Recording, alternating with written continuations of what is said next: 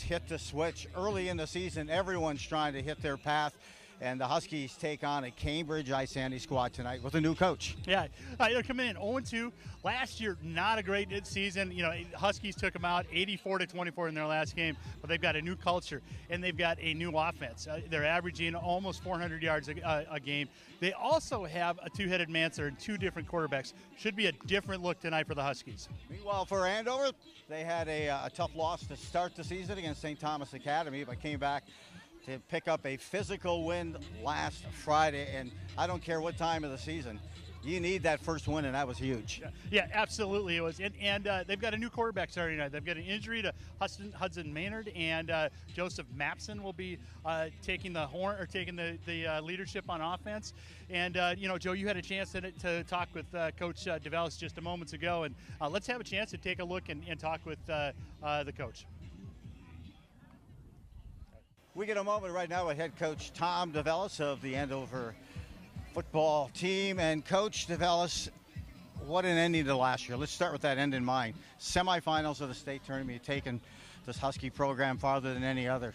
What was that like last year for you? Great experience. You know, we had a great group of seniors that I think, deserve something like that. Not that the other groups before them didn't deserve it, but they worked hard. They built that thing together from they were younger. So it was exciting for the program to be able to have that as now a new stepping stone. And now the next advancement for every single season and every single team is going to be to take that next step.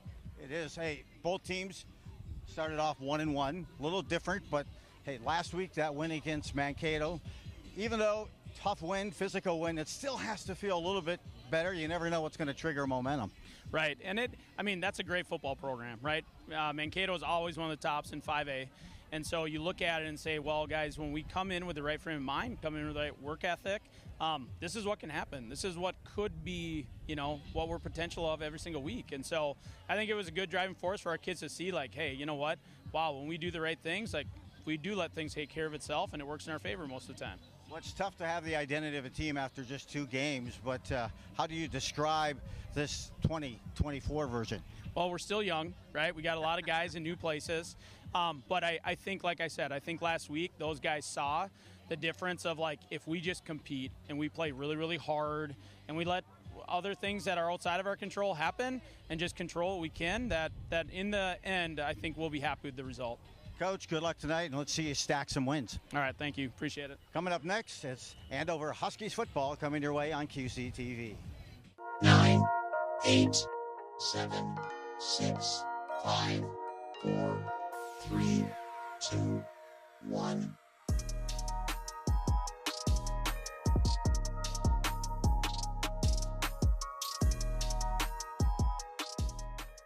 Hello football fans, and welcome to Andover High School and our Husky Stadium. Tonight is Parent and Senior Night, and we welcome the players, families, and fans from Cambridge-Isanti. As a high school within the Anoka-Hennepin School District, tonight's athletic event is following the rules and regulations of the Minnesota State High School League. As team captains, we support and lead the expectations of good sportsmanship, especially with our team and also with our fans. We ask everyone to show respect and sportsmanship to both teams and our officials throughout the game. Please refrain from any negative or unsportsmanlike behaviors. Let's make tonight's game a great experience for all players and students from both schools. Thank you for your support and enjoy the game.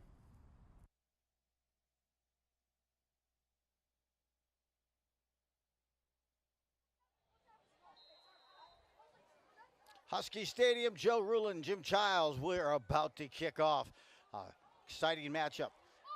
Cambridge-Isanti and the Huskies on the return. Get the 2-hopper all the way down to the 35-yard line. And a good chance here, good field position, Jim. First possession of the game. Yeah, excellent field position as Wyatt Myers was able to run that up to, like you said, the 35-yard line. Cambridge-Isanti did win the toss, so they deferred, so they will get the ball in the second half. Huskies led by head coach Tom DeVellis. Again, last year took these Huskies to U.S. Bank in the state semifinals. And a tough loss to Chanhassen. We'll get caught up on everything else along the way as this first quarter on plays, and we get the snap here. Get a look at that starting quarterback. Quick shot right up the gap, and I'll tell you, That's got to juice the new quarterback. Behind center tonight is Joseph Mapson. And Jim, that's got to feel good. Yeah, absolutely. Get that first one. You handled it. You were able to hand it off. Now let's see how quick they do a quick out to Myers on the left side. Now. Myers looks like he was sitting blocked in the closet for a while. He came out jumping, gets the second handoff, does some really jitterbug-like moves. Impressive, picks up 6, leaving a short and 2nd and 4 now for Andover. Yeah, Myers comes in. He had 190 yards coming into the game on 31 touches, 3 touchdowns. He's been really the offense for the Huskies. Bagali, one of those wideouts we'll keep an eye on as well, looking for more as they try to spread the wealth. Another pitch going left again, this time getting that first down on a second effort. Some good blocking on that far side, and Mapson just joining us. He's starting quarterback tonight. His first start, he has yet to throw a pass as a varsity quarterback, but gets the nod and gets them 2 first downs on his first possession now. Already at the Blue Jacket 40-yard line. In motion, Bagali. Now a rollout. Mapson looking to throw. He's brought down with a 7-yard sack. And that defensive line darts through. Mapson trying to find someone in the flats. Yeah, that's the one thing that we'll have to watch is how much time does he have? It's a new offensive line. There's only one starter back. That's Holden Bieberg from last year. The offset fast tempo spread offense by Andover going against the 4-4 and a defensive penalty here on Cambridge. They'll get 5 yards back of that 7-yard sack they just consumed, and that'll bring up 2nd down and 12 now for Andover. Yeah, linebacker number 6.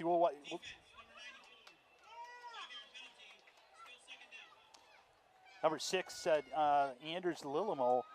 He's the engine that drives. He's their leading tackler. He had over 20 tackles, 2 for loss. It's a little spark plug, only 5'9", 165 pounds. Husky Stadium's Friday Night Lights, and the weather couldn't be any better. Maybe 78. It might have been, yeah. 77, it might have dipped a little bit. Drop back here, quick completion, and out to the flats, extra yard, bonus banging around on that far side. Good pickup on that quick out. That's got to feel good. Good confidence for that starter. Absolutely, yeah. And Sam Audet, who's as sure-handed as you're going to get, and had a chance to go out of bounds. He didn't. He was able to move the chains, a gain of 22. Kind of some bumper cars mentality. Nice yak. Handoff up the middle. There goes Myers. Breaks one tackle. Another. Now he's bringing the team with him to the goal line. If not over, but he's brought down. Looks to be at about the 6-inch mark. And there'll be a face mask too on the flag. I believe. I think that'll be a face mask. Myers with that mindset. I'm not coming down. I'm going to find a hole wherever it needs, and I'm going nowhere but straight ahead. There's not much dancing in the backfield when it comes to Myers. And he has had a great start to the season. The Huskies on the run this season. 71 carries coming into tonight, 354 yards rushing. Yeah, you see Myers, big hole right there. Gets initial contact and just keeps driving. Had one on his back, one on his hip, able to get down to the 1-yard line. First drive of the game here for Andover. Pitch back again, a snap to Mapson. Mapson has it for the touchdown. Joseph Mapson on the keeper, takes it over the tackle, and the Andover Huskies have a 6-0 lead early. Yeah, excellent job by the Huskies up front.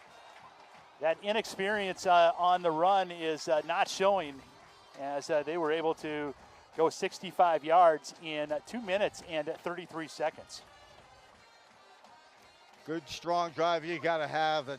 That's key when it comes to a quarterback making his first start at varsity. Chance now for the extra point. That looks to be Caden Hansen. Snap, spot, kick is good. He's perfect thus far on the season. 6 for 6 on the extra points. Huskies lead 7-0. Yeah, you're following your tailback, and really not a lot of fight given by Cambridge-Isanti on that. They were able to. Mapson was just able to kind of run it in. So excellent Mapson's job. got some size also. Yeah, he does. 6 foot. I think it was 185. Not bad. You know, you were talking about Tom DeVellis, Coach Tom DeVellis, 34-7 entering his 6th year. Just an incredible record. And you know, he took over for Rich Wilkie, who was the founding father of Andover high school football, and has been able to elevate it one more step, which is pretty impressive. Hey, he's always great to interview, very calm. Yeah. And just he makes my questions look that much better, is what I'll say. The head coach is Ben Geisler. He's in his first season here for Cambridge-Isanti. Spent some time at Irondale, but before that an assistant also at Moundsview and a couple of other stops. But impressive, good season for him. Yeah, his big stop was he took over for Tom DeVellis at Blaine. They made it to the semifinals and lost in the semifinals back in 2018. It was a one-year stint for him, but he was 11-1. Not a bad way to start. Huskies at the 10, get a loose ball, picked up on the turnover, and Andover forces the turnover, picks up the loose change. They drop on top of it at the 31-yard line after that kickoff was fielded at their 10. But good hit, good coverage, and Andover can go up top early here. Will Grant, first of all, running right up the middle, big hit on one of the Huskies, and then a strip, and Will Grant, the senior running back, able to dive on that ball. Big turnover here right early in the first. Peyton Copeland for Cambridge picked it up, had some momentum going, just left it a little too loose on that point of contact, and turned it over. So Andover gets another possession. Their second here of this first quarter. 9:20 to play in the first. They're at the 31-yard line. And Mapson will lead him again as quarterback. Takes the snap. He's going to keep it himself. Powers his way. Cuts back. And picks up. That might have been Myers rather than Mapson. It was. As they quickly substituted out that time, number 20. On that halfback side, on that direct snap to Myers. Pickup of 5 now, 2nd and 5 for Andover. Mapson's going to step back, try to hit Bagali. He's got it, and Bagali can break some tackles, but that was an aggressive tackle as it was. They had contact just as he made the reception. He'll lose 2 on that play. Yeah, it just didn't develop. Bagali, who earlier this in the preseason, I asked him, would you rather have a 50-yard post or a 50-yard bubble screen? He wanted the bubble screen. He likes the ball in his hand. And being able to move with that ball out there. 3rd and 8 now for Andover. Mapson takes the snap. Quick handoff to Myers. Myers gets nowhere. Let's see if the Andover squad will try a long field goal, or they'll have 4th and 8. You mentioned Bagali, Jim. As Bagali this season, 8 receptions, 79 yards, no touchdowns. Last year, for that 2023 Husky team, Bagali, 74 receptions, 1,250 yards, and 12 touchdowns. He had averaged 17 yards per catch. Snap here around the right side. Now on the run, making a throw. Beautiful throw. Breaking the tackle, Bagali, but he stepped out of bounds. But not before getting that possession. They may be coming back. I like the throw by Maps on the move. Yeah. Maps in that time threw a strike on the move. Wyatt Myers picks up the block. He moves away from that. Then that linebacker comes over, able to get it to Bagali. It was a first down, but it's coming back. So it'll be a 4th and 18. First penalty of the game for Andover on the season. Andover team trying to shut down on some of those penalties. Just a few. 6. This will be their 7th penalty of the season. Yeah, you mentioned the big win against Mankato West last week. It wasn't easy. None of these games have been easy. They could be 0-2, 2-0. These are the penalties you just can't handle. You got it. 4th and 16. Bagali in motion coming our way. 3-step drag from Mapson. Mapson looks like he wants to throw. Now he's going to take it off. He's going to try to barrel ahead and punish it. Gets the first down and some additional bonus yardage. Good stick-to-it, but they're going to say he stepped out. Maybe inches behind the marker. Tough to tell from here or right at it. Oh, no, he didn't get it. He didn't get it. So we'll, if we can see a replay on that one. Boy, he looked like he was close. He's got some momentum, some strength when he decides to put the ball down and run with it. And this time had the good angle. And gosh, that was tight. That was tight. Good effort. He needed about 17 yards. He probably picked up 16 3/4 of that yard, but turned back over to Cambridge on downs.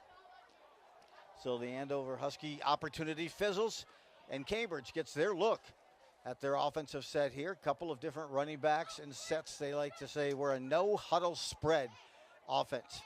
A pitch goes outside, mishandled, another turnover, bouncing, flopping, and who's got possession here? It is right at the 20-yard line, and again, mishandled on the pitch. Yeah. So pitch goes back to Peyton Clampon, and he just couldn't hang on to it. Yeah, Copeland that time mishandled. Yep. He did mishandle the opening kickoff as well as Solomson made a nice pitch, the junior quarterback. We'll get you more on him as this game unfolds as well. That's going to leave a 2nd and 12 for the Blue Jackets. They're going to roll left, trying to hit into motion. Has a receiver open, but just overthrows. That pass intended there for number 18, Emerson Drewby. Yeah, Drewby, leading receiver. He's got 12 receptions, 123 yards, 2 touchdowns as a senior. Big kid, too, 6'5". Solomson comes into tonight with 306 yards in the air, 3 touchdowns. As Cambridge took a tough loss last weekend, 47-33 to Chisago Lakes. Two-headed monster on this one. You've got a sophomore quarterback we'll see again named Talon Westfall. And off right up the middle, off the quarterback snap. That'll force a punt.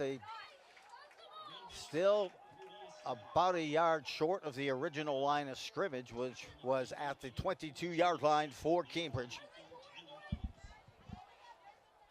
Blue Jackets have 4th and 12. They'll probably drop the quarterback back for the punt, who does most of the punting duties. Gets it off, blocked! A block, an opportunity, scoop and score, and the Huskies are now up 13-0. The block, punt, and the scoop and score by Davis. Tremaine Davis, 11-yard punt return, or block punt return. And that kind of makes up for not being able to execute on the offensively on that turnover. Opportunistic, and there's a flag down. May have some excessive celebration after that touchdown. I was doing some excessive celebration up here in the booth. I can understand why Davis was emotional after that block, punt, scoop, and score. Let's hear Jared Leader. As we get a listen in from our officials.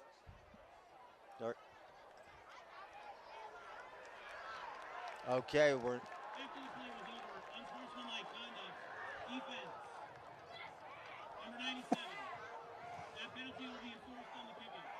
enforced on the kickoff. So Tremaine Davis gets the penalty, a touchdown. It's kind of like a trifecta. You pick up the scoop, the fumble recovery, you score the touchdown, and get a penalty. It's a triple crown. Good start. On for the extra point, Caden Hansen. 6 for 6 on the season. Snap, spot, kick is good, and then through the upright. Looks pretty clean. And Andover now up 14-0 with 6:11 to go. Offensive plays have been dominant here thus far, Jim, for Andover. Meanwhile, just 3 offensive plays for Cambridge. Yeah, and I think you and I were both looking at this play, and he looked like he was only about 5 yards deep, and usually you see 7 to 10 yards, and he kicked it right back into his up man, and easy score for Tremaine. You get a chance to see coach defensive coordinator Ken Weichel. Weichel doing a great job this season so far. Defensive stats we haven't had a chance. 6 sacks coming in.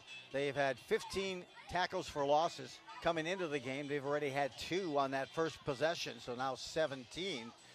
And what's impressive also is 7 pass defenses that have been impressive also for those D-backs, holding opponents to just 47 passing yards a game after 2 games this year.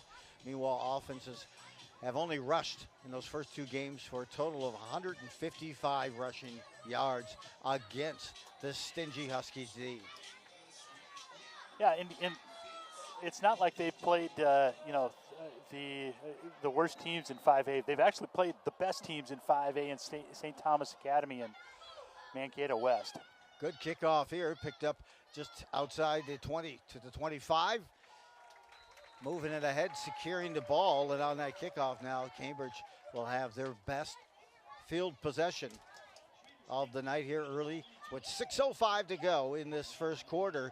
And Cambridge 0-2 coming into tonight. They've been outscored coming into tonight 85-39. That includes a loss of 38-6 to St. Cloud Tech, and then last week 47-33 to Chisago Lakes. Yeah, St. Cloud Tech is an interesting team. They've got a big game tonight against Alexandria area, our number 1 in the QCTV rankings in 5A. They are loaded. That Section 8 is loaded. Back in formation, that no huddle spread, pitch and go, and boy, they are right there. Beautiful defensive tackle, and Weichel, Bubba finds that tackler, puts it down, and he's been the leader on this team defensively now for a couple of seasons. That was impressive. He read that right from the start, closed on it. Excellent job by the senior linebacker. Another tackle for loss. He leads the team in that category now with 7, counting tonight's 2. A snap back looking to the right, completed back shoulder, nice catch. Only Spotty could throw that ball as the Huskies had it covered, and a nice catch that time by Copeland. Yeah, able to get back to a manageable 3rd down and 5. Set back now, 3rd, as you mentioned, Jim, and 5 to go. They are on their own 42-yard line. Snap back, looking across, cannot find anyone there. Now just quickly tries to dispense it out to the flats. He'll do that, but the receiver still a couple of yards short of the 1st down marker. And you saw right there a quick change in quarterbacks as that was Westfall, Tayton Westfall, who led that possession. It's now 3rd and 2. They are on their own 45-yard line. 4.5 to play here in this first quarter, and they are down. That are the Blue Jackets by a score of 14-0. Critical 4th down situation here. Maybe trying to draw them off, and it may have worked. Ooh, it looked like the Huskies did draw, but still no call. Yeah. They will wait for the delay a game probably here instead of wasting a timeout and punt it away, or at least attempt to. They did call a timeout. The timeout. Okay. So Jaden Setz over on the far side, the linebacker, was able to somehow hold himself from going across that line of scrimmage, and boy, they had the Huskies set up for it. So it'll be 4th down and 2. Jim, we didn't talk about it at pregame, but that offensive line is massive for the Blue Jackets. It really is. It's you're looking at 255, 210, 295, 295, and 200, and they subbed out. We were talking. They subbed out the original guard, who was Brady Anderson, and they put in another 295-pound, averaging 255 on the line. That's a big high school line. Huskies looking to stack 2 wins. They can continue to play like they have in the first few minutes of the first quarter. 4:10 remaining. They come in with a record of 1-1. A tough loss in that first game of the season. Jim, you mentioned St. Thomas Academy. Both teams look nothing like last season's teams that we saw at U.S. Bank. St. Thomas Academy or Andover, as they lost so many to graduation. Yeah, and really key members on that team. So Alex Kopecki back deep for. Drewby was getting ready to punt. A little start and stop and a whistle. Last year's Huskies team, 10-2. They had averaged 223 yards a game passing, 27 touchdowns. Meanwhile, on the run, they'd rushed for over 2,300 yards and scored 50 touchdowns running last year, 195 a game. Full throttle. That's how I would describe the Andover team. But DeVellis has a way of getting these teams to kind of find their core strengths and get into a cadence, a successful cadence. Year after year, he does that.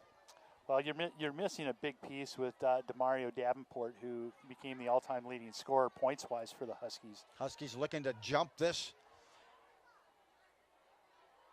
The illegal procedure. High snap. One. Here comes Druby, and we get another penalty. Yep.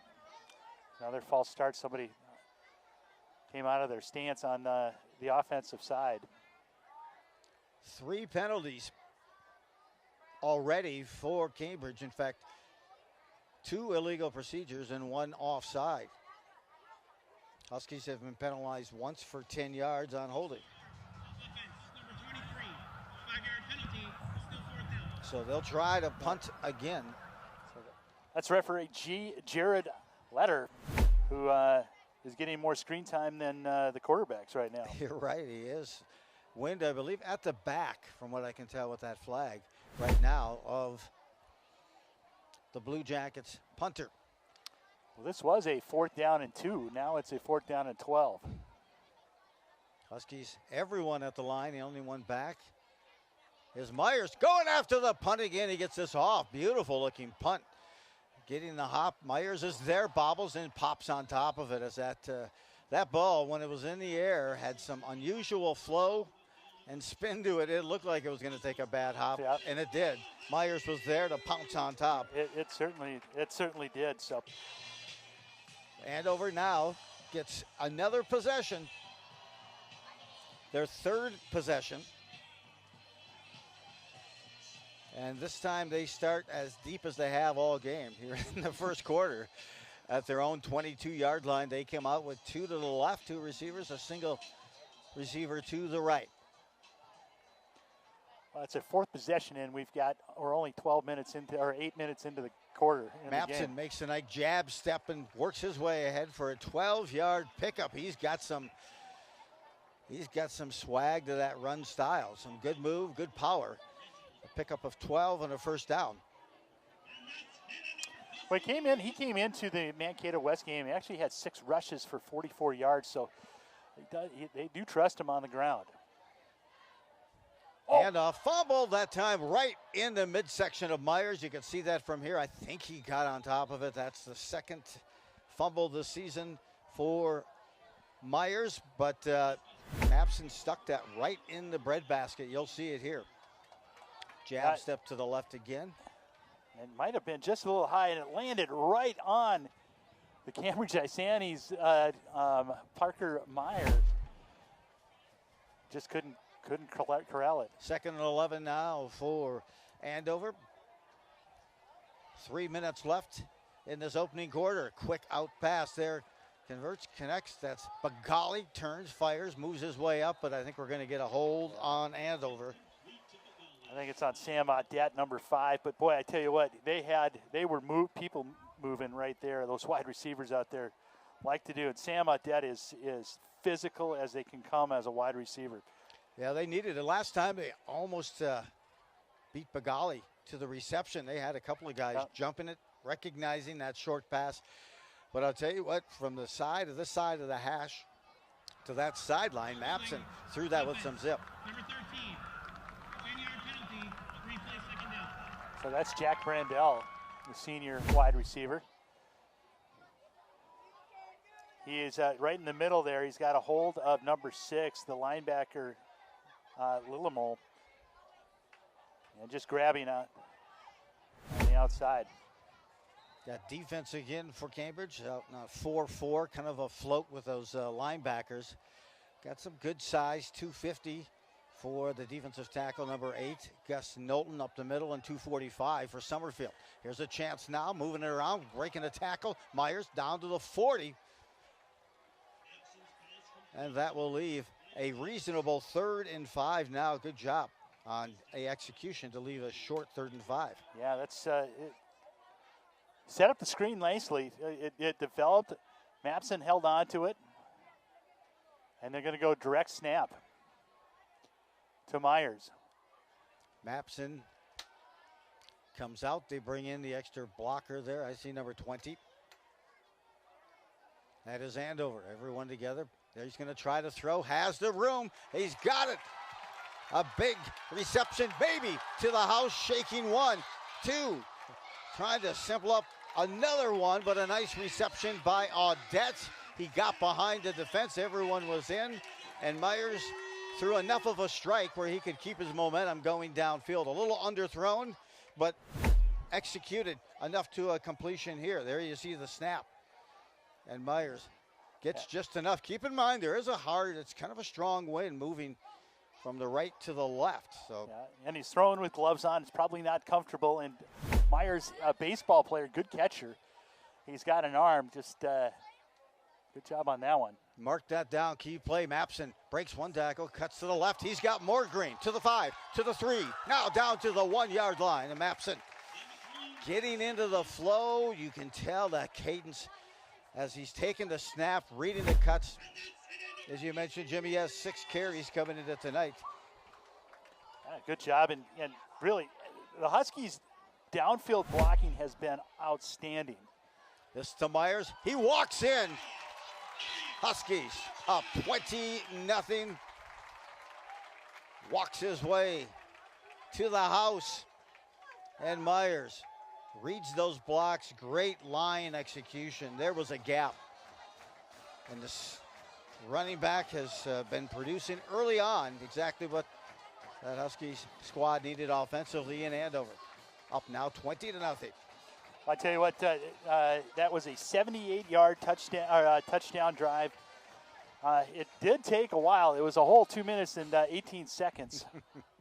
Huskies offense, it may not look as air-friendly as what it was last year. It's still pretty potent. Snap, spot, kick is good. That one again by Hansen, 3rd consecutive extra point. And look at that. You're so right. In fact, time of possession, Jim, this season, coming into tonight, 13 minutes for the Huskies in terms of time of possession. Their opponents, 35 minutes. Wow. That is tells the story. We saw a lot of that last year. Well, they were, I mean, anytime that you can score 84 points in a game, you're moving the ball quickly. And they also gave up 28 in that game, 112 points scored. So, hey, and let's not get about a throwback to that Elk River, Minnesota game, or the Elk River Andover game, the quarterfinals of the state tournament, 66-60. I mentioned that because the Huskies have Elk River next week. And Elk River is loaded this year. They are very, very good.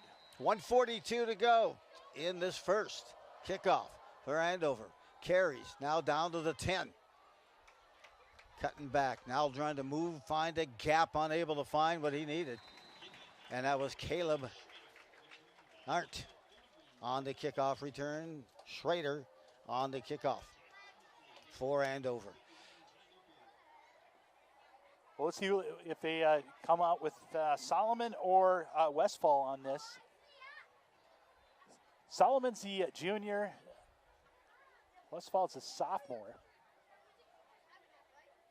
Yeah, so they do have some also freshmen in that lineup as well for Cambridge.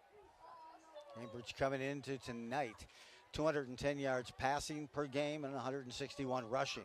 Snap back to the quarterback, and a look here to Copeland. Copeland moves, spins. I believe that was Copeland. Nope, I stand corrected. That was number 5 on that carry. Brody Estrada, he's got 11 carries so far this year, 86 yards. Estrada again, quickly get back. And set.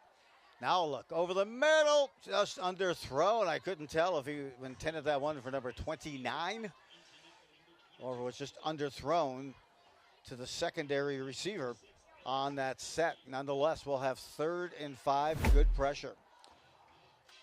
But here, just takes his time, tries to get it, and just not enough air under it.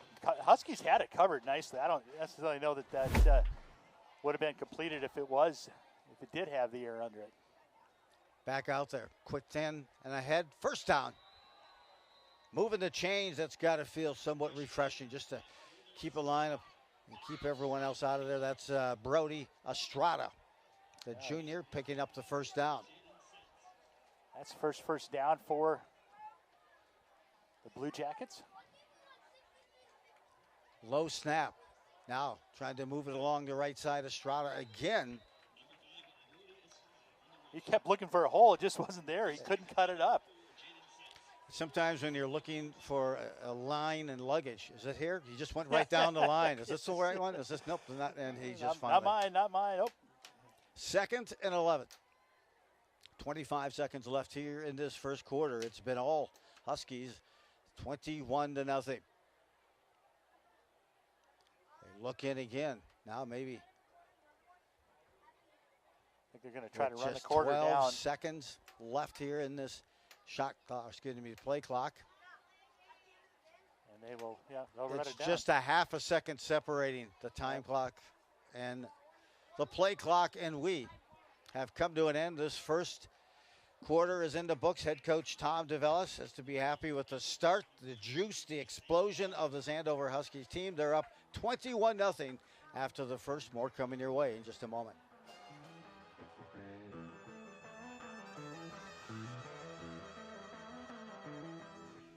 QCTV.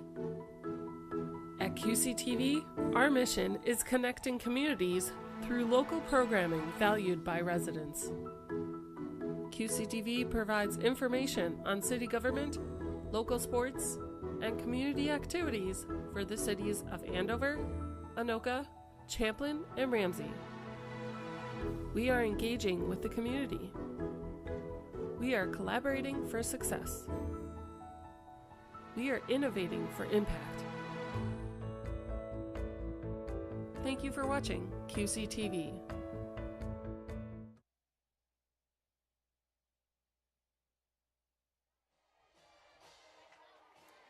Second quarter. Welcome back to Husky Stadium. Joe Rulin along with the Jim Childs has Andover with a 21-0 lead. Here's how it all came about. Great opening drive for the Huskies, finished off by the junior quarterback Joseph Memson, who comes in on a 1-yard dive. Long pass attempt here. Sorry. We're still doing a recap. Go ahead. And then a fumble. Huskies get it back. Actually, that was the first play. The Huskies were not able to recover it. Now the punt comes up, and they punt it right into a Husky. Tremaine Davis gets a 13 or 11-yard touchdown return. And one more touchdown scored by Wyatt Myers just moments ago on a 3-yard dash. Set now here. 3rd and 11 for the Blue Jackets. They're going to try to air it out, go up top, and just overthrows the intended receiver, Copeland. On that opportunity, while we had just were showing some of the recap, they did try to air it out, go deep, but they went against Grease. And I'll tell you, he's been playing well last year, even as a junior, but you're starting to see him play extremely well. McIntyre Grease, he leads the team thus far with 4 pass defenses. Yeah, and he's the one back there that's got experience along with Donnelly. And really nice coverage on that the last pass by Mock. It was man on man and man coverage, and able to keep track of the receiver was Mock. 4th and 12. Here's the punt. Almost get it again, and this one flutters, bounces at the 45, and gets a generous members roll all the way to the 26-yard line of Andover. But they are so close to getting to that punt and getting at least a hand on it. It's good special teams, good focus. And the key, too, Jim, is that you're not roughing the kicker when you're going for that. So now, good technique, good approach. You're right, Joe. That's a really good point, because they're taking the right angle. And they're not going straight at him, so they're able to move back and forth. So here we had another possession. This the first possession of the second quarter for Andover. And they are being led tonight by Joseph Mapson. A pitch to Bagali. He tries to get around the end on a sweep. Beautiful shoestring tackle on the so dangerous Bagali. But he'll pick up 3 after the tackle there by the Blue Jackets defender. A little misdirection, direct pitch right back on a reverse to Bagali. Bagali trying to get past, and really just a great one-on-one tackle by the defensive back. Leaves Andover now with 2nd and 7. Mapson, 3-step drop. Gets a whiz out. Good pass. Love the timing. Completion. That was thrown on a line. And Mapson looks confident with his throw. Stays on top of that thing and spins it well. Pickup of about 12 and a first down there for Andover.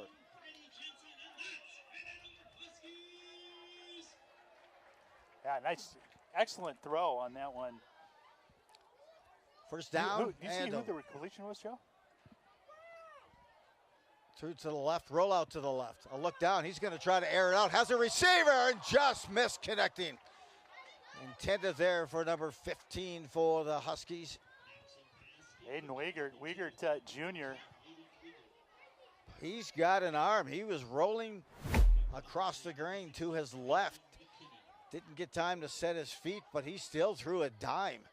A nice ball, just needed a little bit more air, and you love to see that. Mapson stretched the defense, even though an incomplete pass, and that leaves 2nd and 10.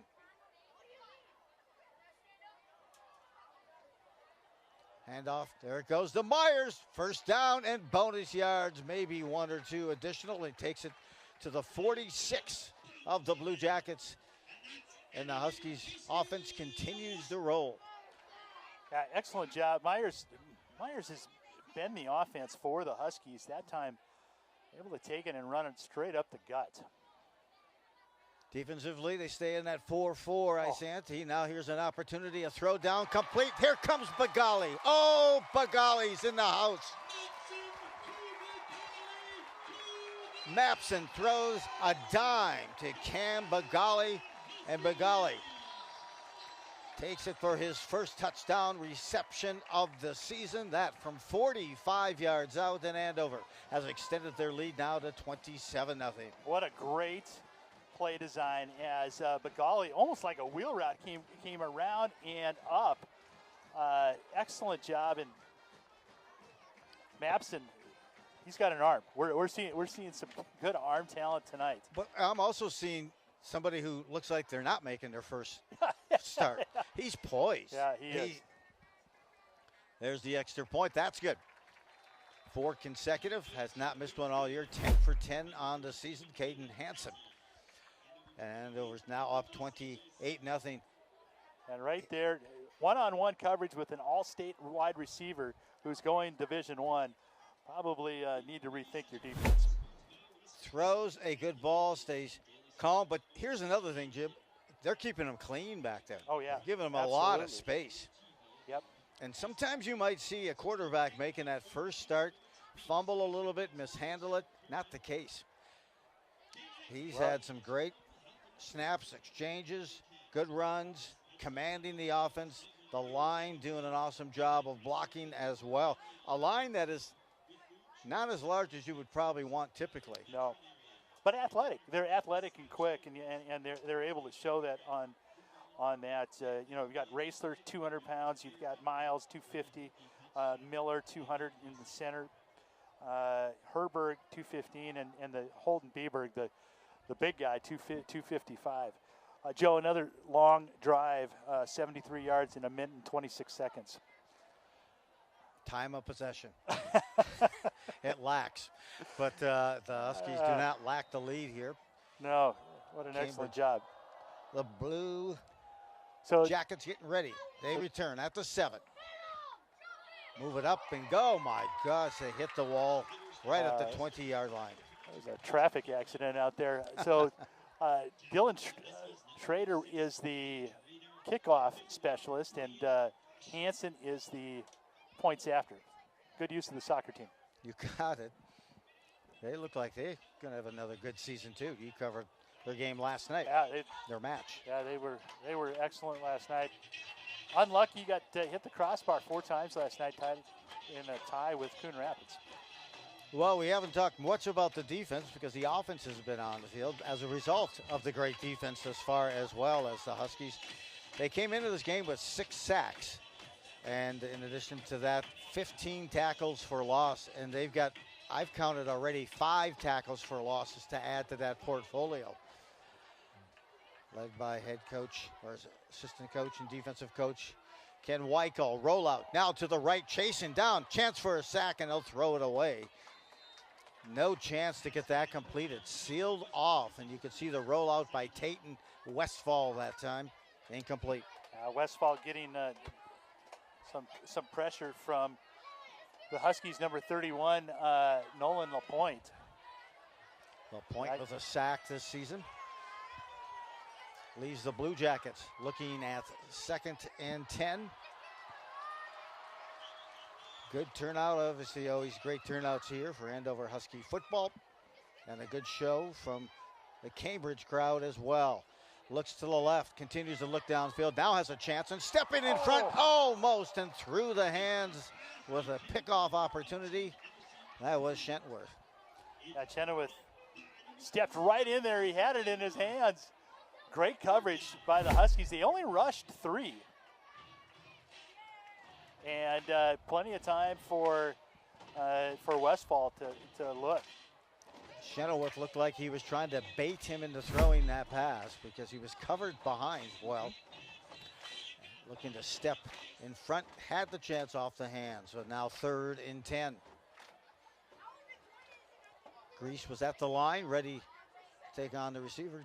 Drops off here, 3rd and long. That's an end round. Now they're going to try to find a pass and see if they can beat Grease. They curl it up underneath. He took him step for step that time and didn't buy the bait that time on that end sweep look as they tried to see if they could get it to their wideouts from a different angle. Yeah, Emerson Druby, plenty of time, and then it closed quickly. Huskies had excellent coverage. There was nowhere to go. Both receivers that were on that route were covered. Well, again, last season's team for Cambridge went 4 and 6. They averaged 60 yards a game passing, 264 yards rushing, and 27 TDs. That was last season. They also lost 3 catalysts, including their quarterback Davis with 12 TD runs and 8 TD passes. Set here, punt. Andover, and dangerous one, takes a bounce. Everyone steps away, and that will be Cambridge, who will down it on their own 40-yard line. As we see the 2nd possession of the 2nd quarter for Andover. Harley, look at that. Yeah, Harley made the appearance. It was senior parent night tonight, so chance for all the seniors to get recognized with their parents. It's been a good start for the seniors. I was just trying to give Harley a high five, and then Harley called security. So that security was already called, Joe. Sorry. Mapson ready for the snap. This time hands it off across the way, busting and moving it ahead. It's Grant. And Grant picks it up. Grant, another senior running back who has been a nice job last year with the program, would spell Davenport at times. 43 rushes last Friday for this Huskies team. Yeah. And that probably was a good offensive call and good scheme. Let them get the win. That's again, Grant takes it, surges ahead, and boy, they're getting gaps. That offensive line creating some gaps. Well, it's really difficult to be able to handle it. So you've got 4 wide receivers out that you have to respect and cover. And that just allows one-on-one blocking up front. So a gain of 22. Down to the 18. Andover on the move, faking the toss, now plucking it down. Mapson edges to the left, breaks another tackle, and forges ahead to about the 11-yard line, I believe is where they'll mark it. Pick up a 7 on first down for Mapson. Mapson is now just under 50 yards. He's on 8 carries. But he is really managing the squad, offense out there tonight, and he looks calm doing it. We'll see. Kind of a mismatch on this near side. 3 here to the near side. Fakes the handoff, throws, sets up. Bagali breaks one tackle, has some blocking in front, stops, jitterbugs, goes the other way, and then takes it to the house for his second touchdown of the game. Oh, Bagali. Well, that was impressive. Wow. Cameron McGauley takes that tunnel screen, and it looked like the Huskies had numbers, and were just good pursuit by the Blue Jackets. Bagali looked like me looking for my keys when I'm late. And where is it? Going through the house. Where is it? Where did I leave him? But he found a gap, but he was determined. He was not going to be denied. Yeah, so 2 touchdowns now for Bagali. 1 of 14, one of 46. Unbelievable. Great play. Good set. Jim, you called it early. There was a mismatch down below. Snap, spot to spot. It's going to be Grease who's going to try to get around the corner and salvage it, and he gets the 2-point conversion. Good pick up and go. UEL fire a red, and that time snap. I couldn't tell if it was off or not, but Grease stayed poised, took it around the edge, took a couple of bumps, but powered his way in for a 2-point conversion, and now Andover with a 36-0 lead. It's all going their way. So right here, Bagali with 2 blockers out in front of him, and there's 1, 2, 3, 4 missed tackles, or broken tackles. I would call it broken tackles. And right here, Mepson just muffs the snap and decides to take it in himself. Really not great tackling by Cambridge-Isanti. 40 yards, minute and 34 seconds. Time for possession, Joe. That is unbelievable. I'm telling you, also, I gave credit to Grease for that 2-point conversion. Well, they're both number 3s. Yeah, they're both 3s. But nonetheless, here we go, 36-0 on the kickoff. Schrader gives it a bounce. Picked up at about the 25, the Blue Jackets, and powered on top on the tackle. 7:59 to go. Here before half, again, it was Cambridge who took a tough 38-6 loss to St. Cloud Tech first week, and now a 47-33 loss last week to Chicago Lakes. And trying to get their legs under them here this evening. Well, this will be their 5th drive as well. Stay focused and stay on task here for that Huskies defense. Offense, you got to get some mojo going. Get a first down. Find a way to get that first down, and they push ahead. Pickup of about 2 that time on the carry by Copeland. Yeah, Copeland's their main weapon right now. These got 4 carries so far. Negative yards, but he has been the guy that he's also had a couple of catches as well.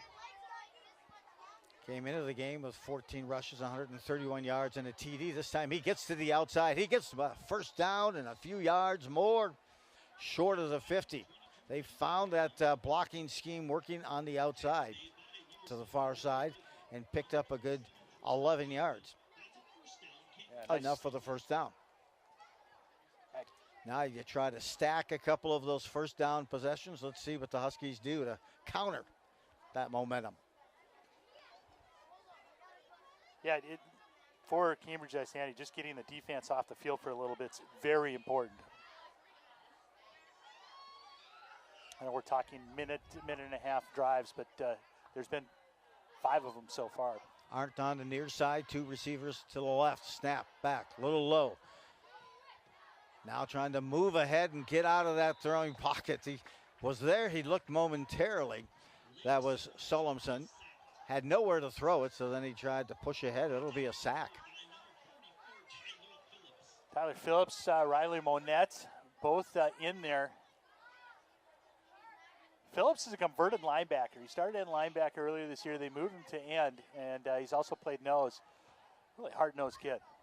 Oh. 2nd and 15, fumble, turnover. What they call it, an incomplete pass. Nope. No, they will. It is a fumble. Another turnover, another forced fumble by this Huskies defense, and a fumble recovery. And boy, they can ill afford these fumbles. I think I have that as their third fumble of the game here in the first half. Huskies are going to get fantastic field possession. Yeah, another, well, it's their second turnover they had, and if you want to count that punt, block punt as well, that's another turnover. So fumble on the kickoff. Another, they fumbled. They were able to recover it on the first drive. I'll tell you, it's all stem. Jim, you're a former center. It started with that snap. It was so low, bouncing back to him, and then it threw the timing off. It bumped off the running back. He never got possession, and a turnover. Faking the throw. Now stepping back. Mapson, what confidence, what vision. Makes it to the left, cuts back. Oh, my, what a run. Pickup of 15 and a first down for Andover. Excellent run. You could tell that he's got his own vision with that. He's got an arm. This is a true dual threat quarterback. He's got some jib to that step, huh? Yeah, he does. Look at that move. Holds on to it. I'd like to see a little bit more ball security, but. First down, Andover on the Blue Jacket 30.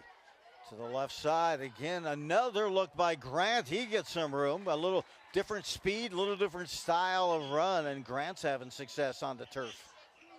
Yeah, you see that there's not much change between Grant and Myers, maybe a little bit in size, but that's another 14-yard run for Grant. Three receivers to the left, solo to the right. Mapson goes back to the left with the three, picked up after a quick toss out. Controlled there by Brandel. Brandel gets, I guess, about two.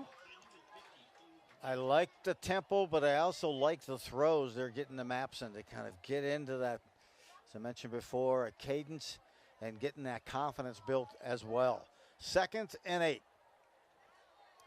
Lone running back Myers. Hands it off. That was Grant, the lone running back. He powers ahead there to the 5. And that's great kudos. Good call-outs to that offensive line. They're pushing back. And a pretty strong, pretty big defensive line as well for the Blue Jackets. Yeah, there's just don't. I mean, there's no contact for the running back until he's in the second level. Ball on the 6. 3rd and short. Mapson calls it out, has it set, handoff. This to Myers. Myers takes it as close to the goal line as you can before he's brought down. And that's going to leave first down, goal to go there for the Huskies. They quickly line up. Again, this offset fast tempo spread. Another nice run by Grant. Handoff, and they're going to give it to Grant. He certainly deserved it on that possession. Some hard running. Burt and Grant, his first touchdown of the season. And the Huskies are up 42-0. Well, we played a little over, well, not 20 minutes of football. And this is reminiscent of where the Huskies were last time they met Cambridge-Isanti on this field when they scored 84. A couple of wins last year, Jim. Yeah. They've put together a run, a streak here against snap spot this time. Everything is good. A set down. Convert, and we, as Andover, will take a 43-0 lead. Back to another kickoff with 4:37 to play in the first half. Grant did a nice job just waiting. You know, it's an option for the quarterback, and he's reading what the linebacker's doing. He put it into Grant, and Grant was kind of just stutter stepping until he got full control of that ball, and then dove in for the touchdown. So Mapson again taking the reins, quarterback with some injuries and everything else going for the Huskies, and Hudson Maynard, who was quarterbacking the squad here the first couple of weeks, had thrown at 52% completion rate. Mapson, I kind of think he's got to be close to 80% on his reception or his percentage tonight. Throwing some good tight spirals into a strong wind across the field, and then of course hit Bagali. I think he is. I think you're right. I think he's 8 for 10 right now. He's got 8 completions. Kickoff by Schrader, Dylan Schrader. Will do the honors here for Andover. Picked up at about the 12. Andover end kick, trying to bounce ahead, but there's nothing in that middle. And Blue Jackets will start this possession on their own 27. Well, you can see just how tentative the Blue Jacket kick returner is. When he gets it, there's no place to go. And Huskies are just clogging up the drain. Defense finding their flow as well. As I mentioned, they've been playing well.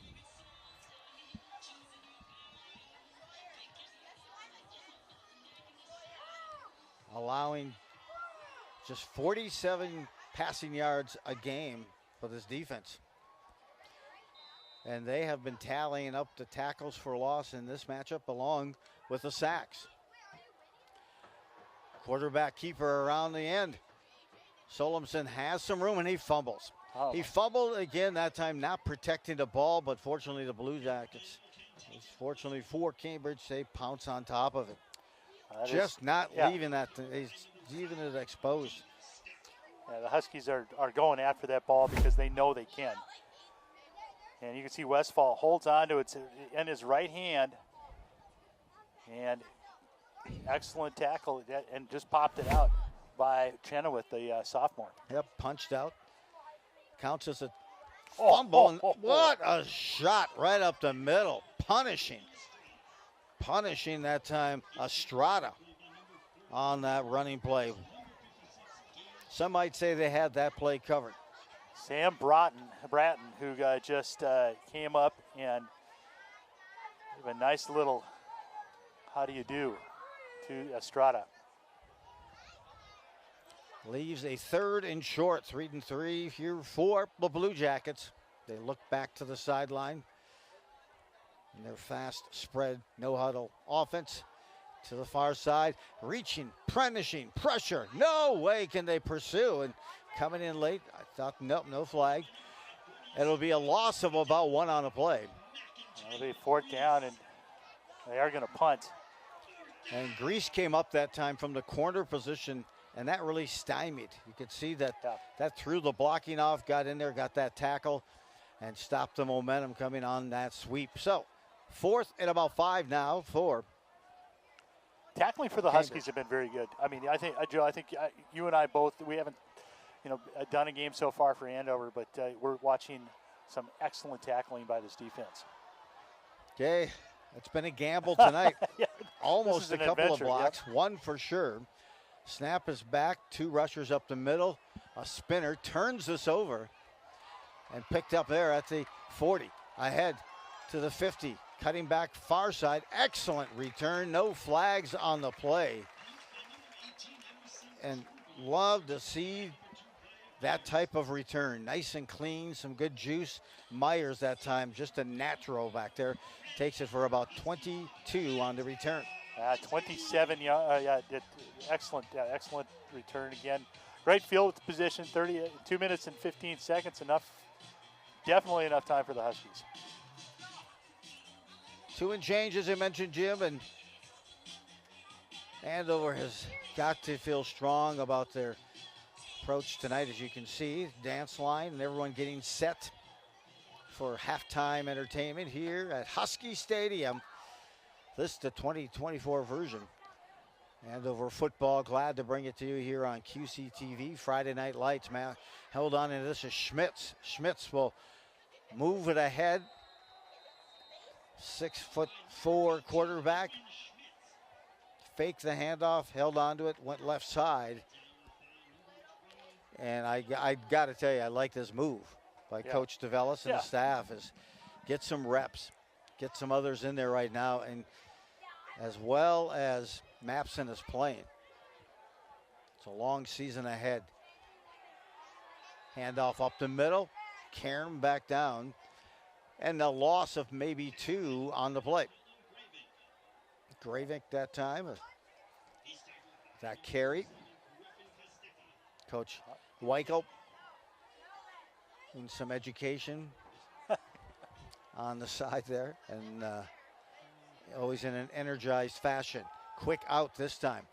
Collected and short. That time that ball took a little too long to get out there. Those are some of those little things that I've seen with Mapson. That ball comes out of there, spins it, zips it, and that time number 14 waiting for that ball to get there. You're absolutely right. And he's got, like we saw just on that initial long ball to Bagali where he was able to, on the run, he's definitely got an arm. It comes out of that hand very easily. Here's around the corner trying to get it on a 4th and 3, and they'll be, well, lose a yard on that. Gravik was jumped by a host of Blue Jackets that time along that left side. Wow.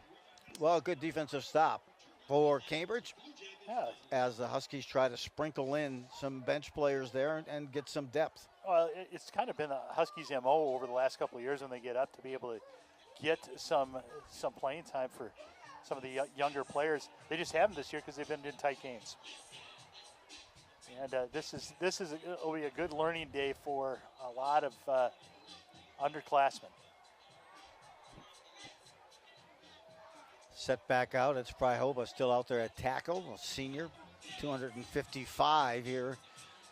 Looking at that whole offensive line. We talked about it before the game, Jim. That's a big offensive line, but Huskies holding their own. More than that. Pitch to the far side on a sweep. Knocked down and a 5-yard loss. Check that. Another tackle for loss by Andover. Yeah, Kyle Mock, senior linebacker, 6'3", 225, outside, has done a really nice job on the outside. That time, great open field tackle. Caleb Weichel right in that middle, just the engineer, the conductor, shall we say, the maestro of that defense. He's everywhere, but he's talking, communicating, and the leader on this squad defensively for the Huskies. A fake handoff, counter, runs it off to the left side. Nothing to be had there, and we're at half, Jim. Yeah. It is 43-0 in favor of the Huskies, and your thoughts so far? Well, the Huskies have done exactly what they wanted to do. They've come out, they've established a line of scrimmage. They've been able to score quick drives, long drives, and now they're going to have a chance to get some experience for some of their younger players. First half is in the books. It's the Huskies 43-0 over the Cambridge-Isanti Blue Jackets. Great halftime entertainment for you. We'll come back for the second half and much, much more. Thanks for joining us. Joe Rulin, Jim Childs coming your way for the second half in a moment.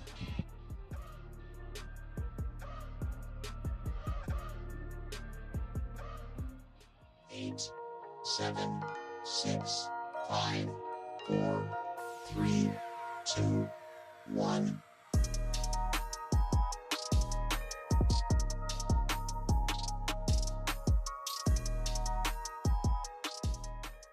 Hello football fans and welcome to Andover High School and our Husky Stadium. Tonight is parent and senior night, and we welcome the players, families, and fans from Cambridge-Isanti. As a high school within the Anoka-Hennepin School District, tonight's athletic event is following the rules and regulations of the Minnesota State High School League. As team captains, we support and lead the expectations of good sportsmanship, especially with our team and also with our fans. We ask everyone to show respect and sportsmanship to both teams and our officials throughout the game. Please refrain from any negative or unsportsmanlike behaviors. Let's make tonight's game a great experience for all players and students from both schools. Thank you for your support and enjoy the game.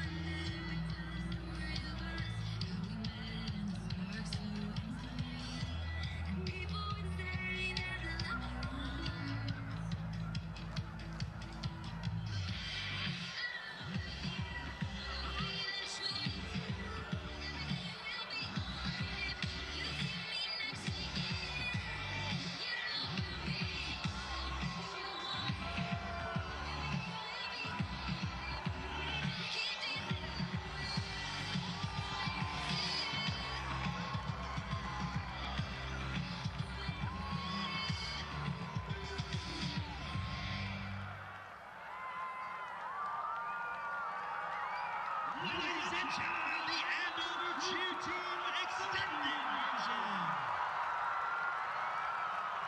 The Andover cheer team is coached by Chris Fine, Alyssa Lane, and Billy Henson. Sideline captains are Avriel Swenson and Greta Fine.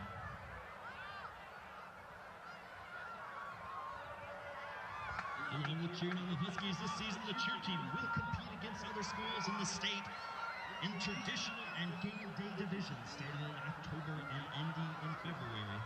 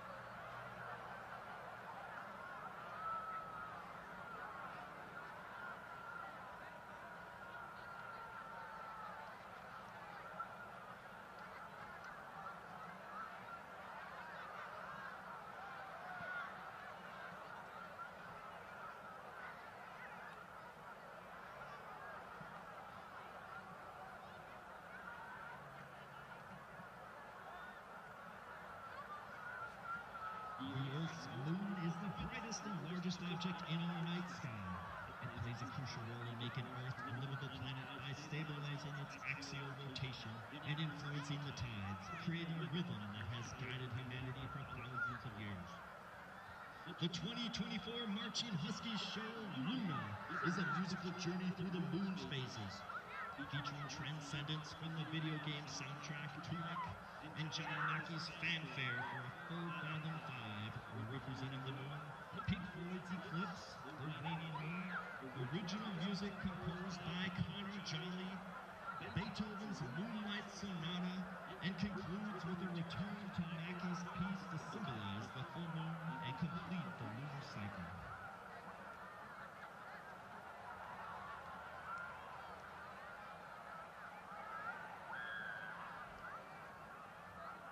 Drum majors Landon Hazelton and Layla Dietz. Is your band ready?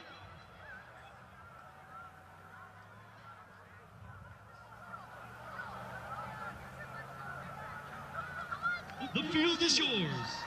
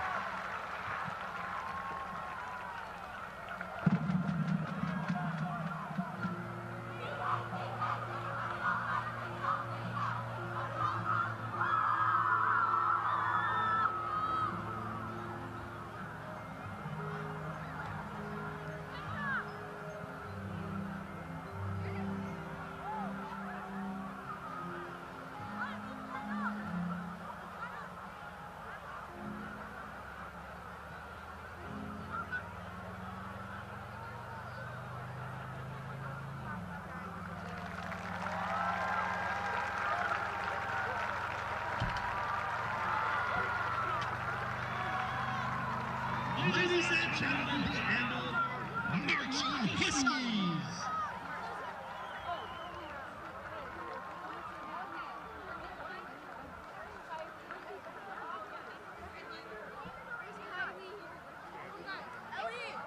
Ladies and gentlemen, direct your attention to the North End Stadium. Please welcome dancing to the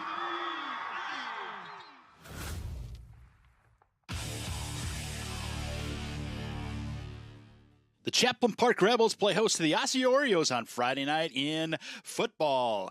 The Oreos coming off an impressive victory against Coon Rapids at home, 47-7. Running back Omar Knighton leads the rushing attack for the Oreos, has 140 yards on the ground so far in 2 games, and the connection between Gavin Stahl and Iggy Cooper help lead the Oreos in the passing attack. Iggy has received 5 out of the 8 completed passes by Gavin Stahl so far this season. For the Rebels, Preston Telke was back under center and was able to complete his first touchdown pass against the Crimson, a 32-yard strike to Jeremiah Schaefer. Chaplin Park has owned this series. Since 2014, the Osseo Oreos have only won 1 game, and that was back in 2014 in a sectional playoff. It has been 8 straight for the Rebels. Since Nick Keeney has taken over as head coach, he has only allowed 1 touchdown in 4 games against the Oreos. Once again, at Champlin Park High School, 7 o'clock, Osseo versus Champlin Park. The QCTV featured game of the week will feature the Andover Huskies as they will play host to the Cambridge-Isanti Blue Jackets.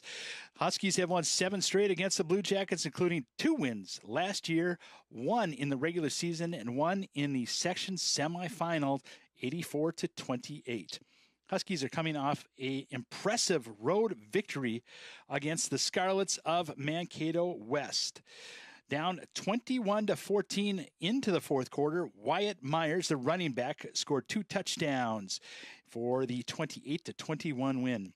Quarterback Hudson Maynard had his best game of the season as he completed 8 of 11 for 149 yards and 2 touchdowns. The Blue Jackets come in with an 0-2 record. They are coached by Ben Geisler, who is in his first year with the Blue Jackets. Game time. 7 o'clock. You can join Joe Rulin and myself for the pregame starting at 6:45 live from Husky Stadium. The Anoka Tornadoes will be at Goodrich Field for the first time this year as they play host to the red-hot Blaine Bengals.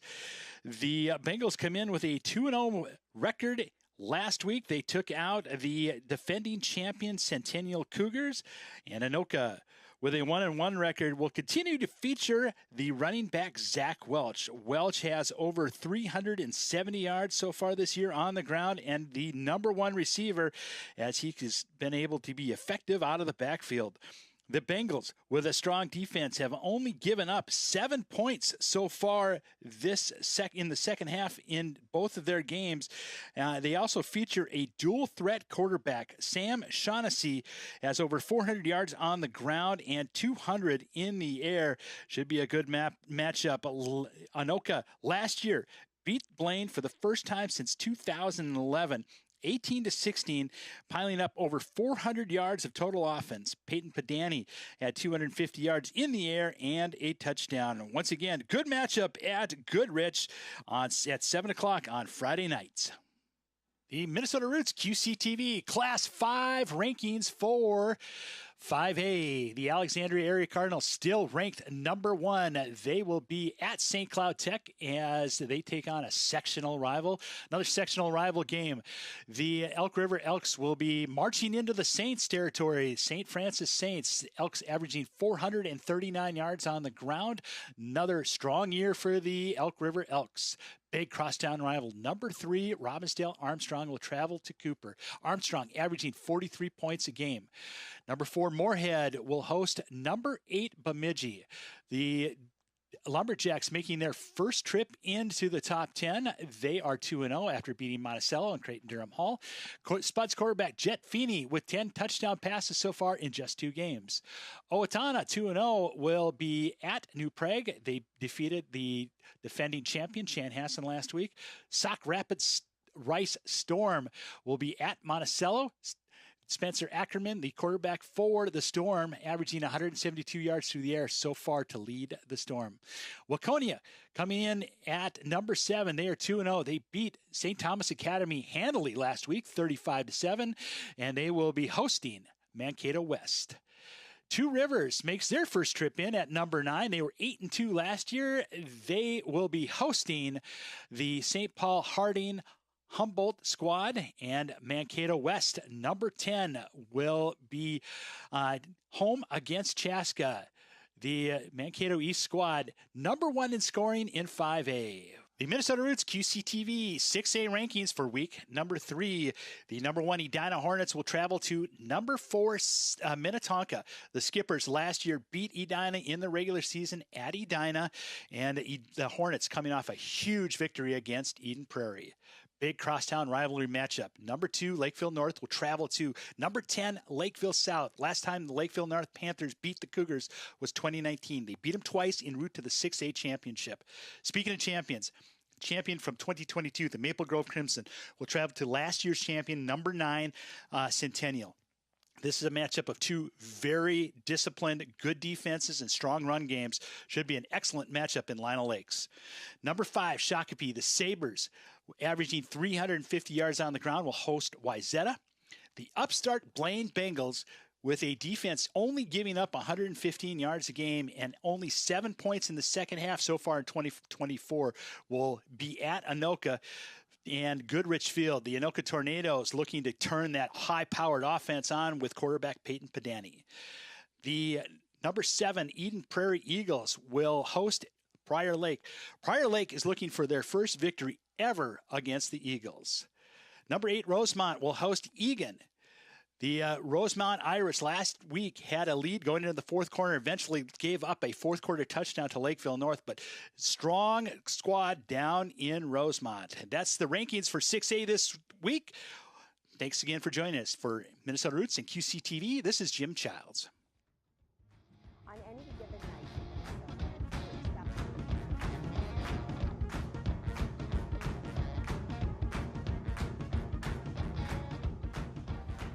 Welcome back to the second half as the Huskies in dominant fashion out 43-0 at the end of this first half, and the second half just moments away as we get a look at Mapson in that first half. 8 of 9, 106 yards, and he connects with Cam Bagali. Bagali's first touchdown reception of that season. The second didn't come far behind. Shortly thereafter, he breaks through, finds his keys to the car, and finally finds his way in the end zone for his second TD. There's a extracurricular 2-point advantage there for Mapson, who runs in after an errant handle on the snap. And the Huskies, everything is going their way in that first half. 174 rushing yards, Jim, as well. And they're getting contributions from everyone. The offensive line, the defense as well. Yeah, only gave up 38 yards on the ground, or a total offense against Cambridge-Isanti. So, big hit again. Big hit. Good kickoff there by the Huskies. That really put the returner, Copeland, all the way back in the corner at between the 5 and the 10-yard line. And the Huskies hustle down again, cover, and it will be the Blue Jackets with the first possession of the second half, starting from their own 24-yard line. Braden Peterson sets the tone with that tackle right on the 24. So, junior, we'll see a lot of, have a chance to see a lot of these sophomores, juniors in this second half. Cambridge comes out with that no huddle spread, one receiver to the far left.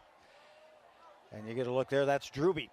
Setting out, barks the signals, now gets to snap, handoff, right to the middle to the left side, breaking the tackle now to the far side, eluding a couple of grips and ahead for about a pickup of 2 on the play, and that's Estrada.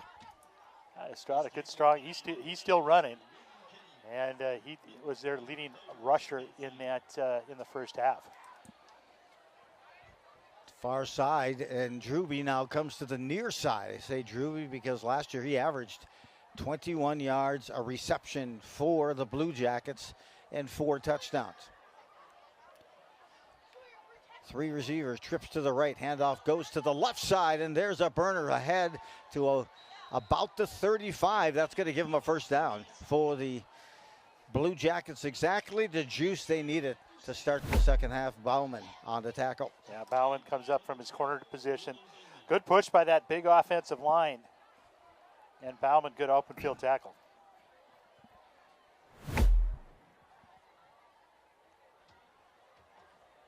Instructions are in. Again, they'll have the 3 receivers to the left, and that's fact. A handoff once again going same song, little different verse, and they lose about a half yard after running it to the same side for 3 consecutive plays. Estrada continues to work. Good handoff right there, and Huskies just plugged up the hole. Huskies come out the second half and kind of a bunch, shall we say, as a handoff ahead. A loose ball fumble. And once again, my goodness, I have that as the 5th fumble. Yeah. 4 of them that they've lost by the Blue Jackets. And that one came from number 10, the sophomore Tayton Westfall. Yeah, he's put a couple on the carpet. That one, just a good hit. And Huskies defensively have looked as strong as I think, Joe, you and I have seen this Husky defense look in a number of years. This defense, they become turnover farmers here tonight. Creating turnovers, a number of plays. They're going to be close into double digits on tackles for loss as well. Coach Weichel on defense doing an outstanding job, and Caleb Weichel, number 7, not even in to start the second half, as they kind of want to get things ready, get through this injury-free, but also keep the momentum going. Snap here to no avail, as another quarterback change back there for the Huskies at number 10 takes the snap. Ball start, 18, offense, 5-yard penalty. That will be Drew down. Bryant, Jr. The junior, about 6'3", 6'4", 180. Getting him some reps is all so critical. Taking the snap after the 5-yard penalty. Fortune ahead. That looked like Grant. Correct me if I'm wrong on that. Yeah, he had a pretty successful first half, Jim. Yeah, he was 6 carries, had 50 yards, ran hard. Boy, I tell you, he had 1 touchdown as well. His first touchdown of the season. Working back here on the near side, looking for the singles here. They have switched out a series of wide receivers as well, have the Huskies. We'll get you caught up on those numbers. 84 here on the near side. And 3 receivers for the Huskies. That's the handoff. It's Grant. He's got some burst. Oh, he does. He sees the hole, and he is just a fly in the ointment. He's able to get through that quickly. Huskies led by head coach Tom DeVellis, as this team gets their identity kind of in motion, kind of in the flow. And I'll tell you,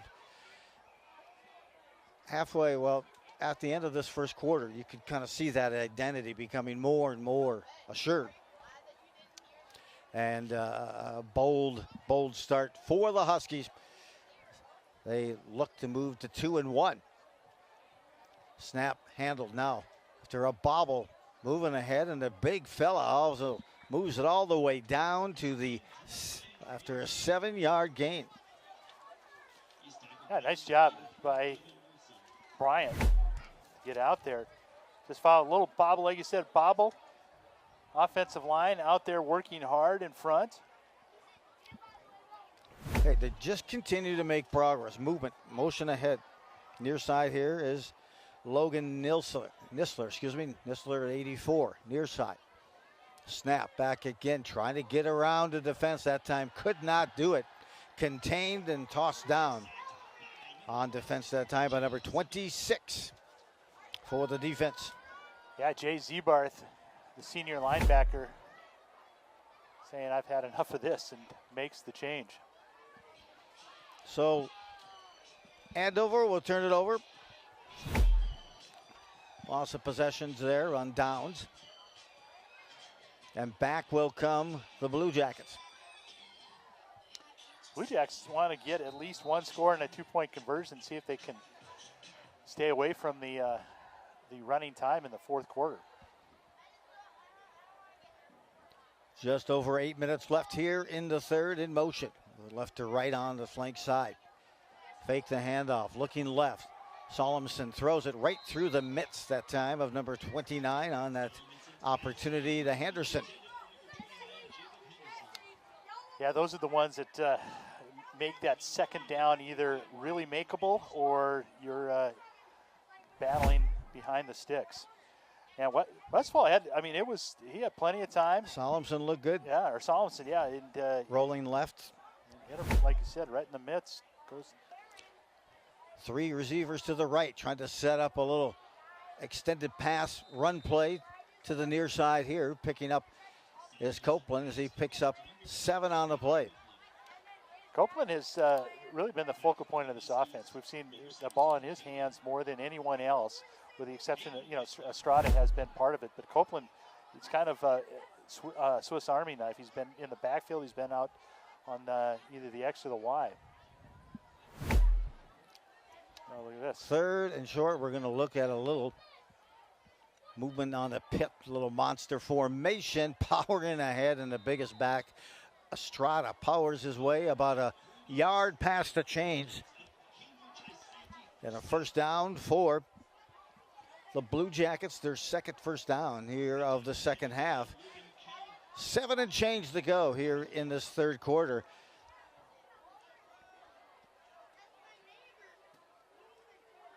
Set up now at about the Andover 43-yard line. Blue Jackets need to continue to get some momentum.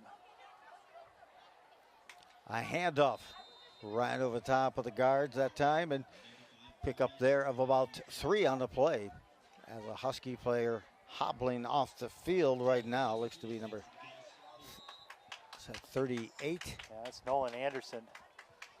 He's got an timeout ankle. for injury. Timeout for an injury there. We'll keep it here with 6:44 to go. And Jim, it's been quite the run the last 7-8 games for the Huskies as they take on Cambridge-Isanti. Well, yeah, you admit, we were talking at halftime, trying to, the last time the Cambridge-Isanti Blue Jackets beat the Huskies was back in 2018. They beat them twice on their way to the state tournament, and they were Section 7 champions back in 2018, and it's been a little rough since, huh, Joe? It has. It has. A couple of wins last year, another the year before. In fact, they've put together 7 straight, maybe it'll stack 7 straight wins. Have the Huskies over Cambridge-Isanti.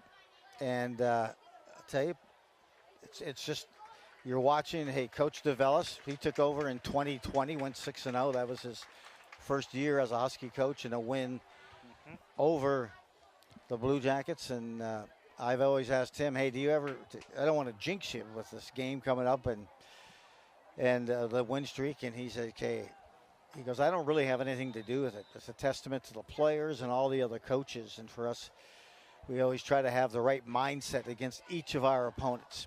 Yeah, very humble. I mean, very humble guy. Great pressure there. Yeah, Solomonson was just trying to extend the play and get the pass out of his hands and not be whistled for the There sack. is no foul for intentional grounding. The quarterback was outside the pocket and the ball went past the line of scrimmage. Third down. Mission accomplished by Solomonson, but nothing really accomplished other than... They don't have to move the ball back. Wyatt Carlson, the junior, 6'4". Hey, what, every backup seems to be about 6'4", Joe. Coming at it now, Verlin left a nice little toss out and spin. He seems like he enjoys that move of going to his left, Solomonson, and throwing a dart without his shoulder set to the target. But a good toss, good whistle, and who else gets that reception? Yeah, Copeland again with Another reception. Best drive so far for the Blue Jackets. Now, I'm not trying to create any negativity, but Copeland reminds me a lot of Schmitz from Elk River. Yeah. Let's probably don't need to do that one yet. That's another. And around here, a chance, and Copeland gathers it up and some fortitude, picks up a gain of about 9. Well, Huskies will need to have their tackling shoes on next week when they take on Elk River. They're averaging, again, 500 yards on the ground against St. Francis, sectional opponent tonight. And then the big rematch next week in Elk River. Snap back, a little low. Estrada.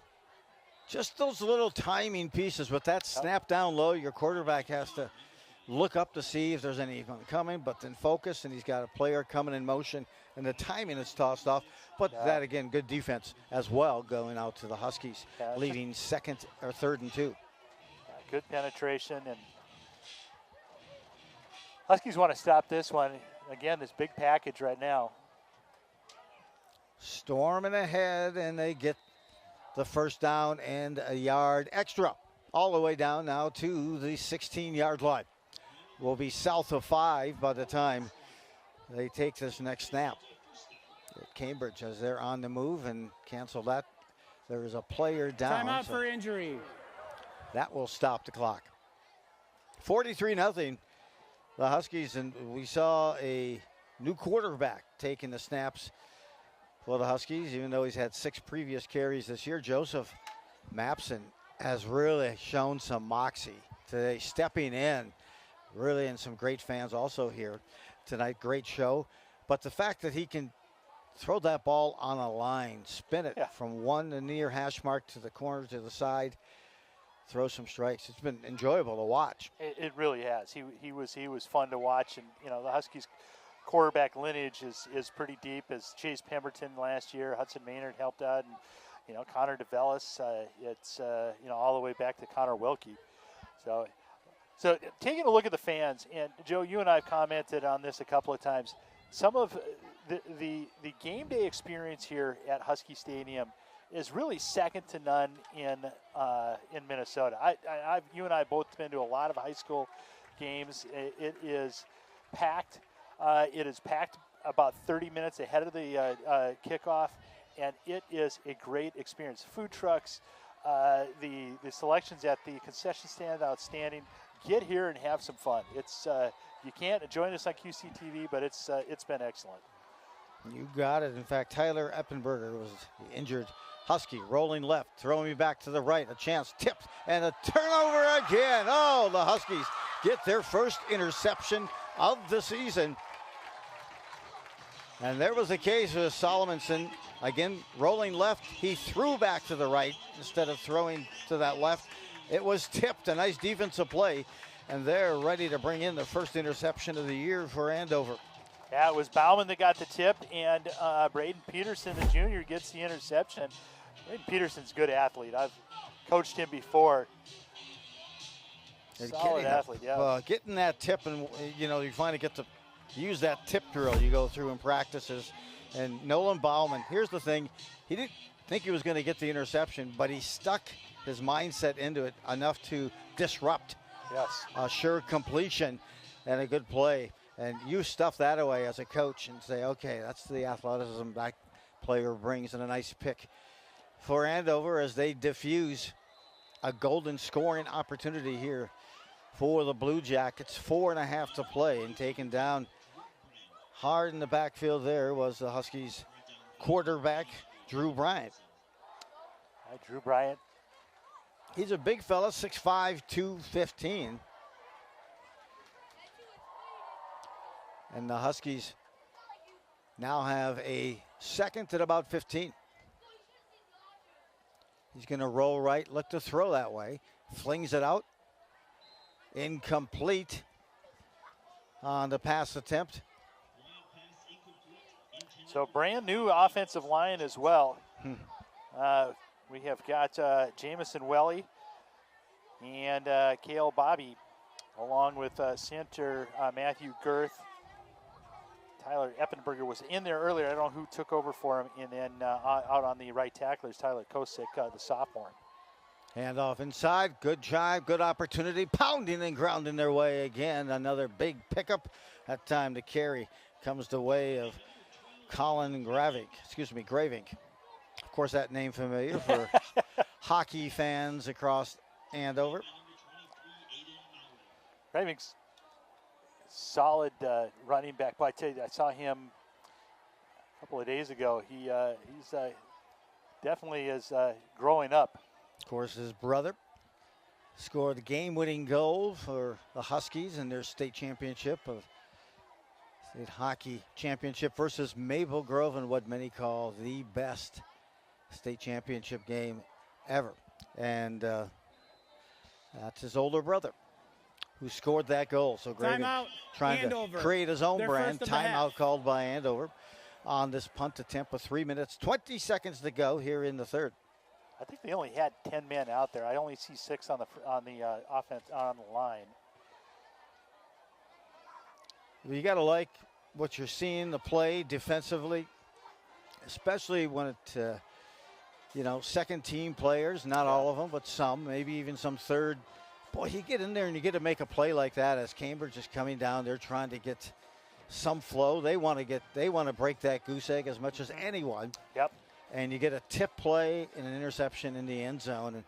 And those things really kind of elevate performance and create momentum for you from a performance standpoint individually as well. Yeah, well, you're just building your future. It's the building blocks of getting out there, and the nerves go away the next time that you step on the varsity field a little bit more. And here you get a look at the Huskies band as well. Jim, I was trombone. I played trombone. I know you you what? were. I was a trumpet, baritone, and the snap a bit high, but getting the punt off and away.